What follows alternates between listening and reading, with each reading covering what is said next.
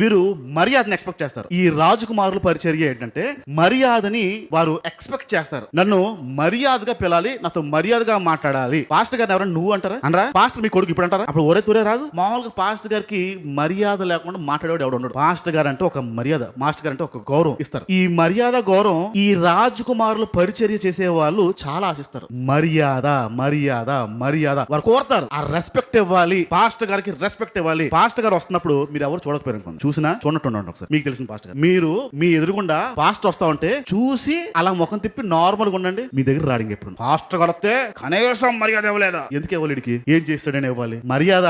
ఈయన అడుక్కుంటూ వచ్చేదా, మనసులోకి రావాలా? ఇక్కడ ఈ రాజకుమారులు పరిచయం చేసే వాళ్ళు ఏంటంటే ఆ మర్యాదని చాలా ఎక్కువ తీవ్రం కోరుకుంటారు. పాస్టర్ గారికి మర్యాద ఇవ్వాలి. పనుడికి మర్యాద ఇస్తారా? యేసు ప్రభు పనుడు అని పిలిచాడా, రాజకుమారుడు అని పిలిచాడా? పని వారులారా పనుడికి మర్యాద ఇస్తారా? ఒకవేళ మీరు పనుడికి మర్యాద ఇచ్చోండి, అది డౌట్ అవుతుంది. ఏంటి వెటకారంగా మాట్లాడుతుంది మా అమ్మ రోజు అని. మీరు మర్యాదగా పిలిస్తే పనివారిని అండి కాదండి అని గౌరవంగా పనులు పిలండి. ఏంటమ్మా ఎటకారం ఇస్తారో అంటాడు. అది తీసుకోవడం కూడా ఇబ్బంది. అడిగి పనుడు మర్యాదని కోరడు.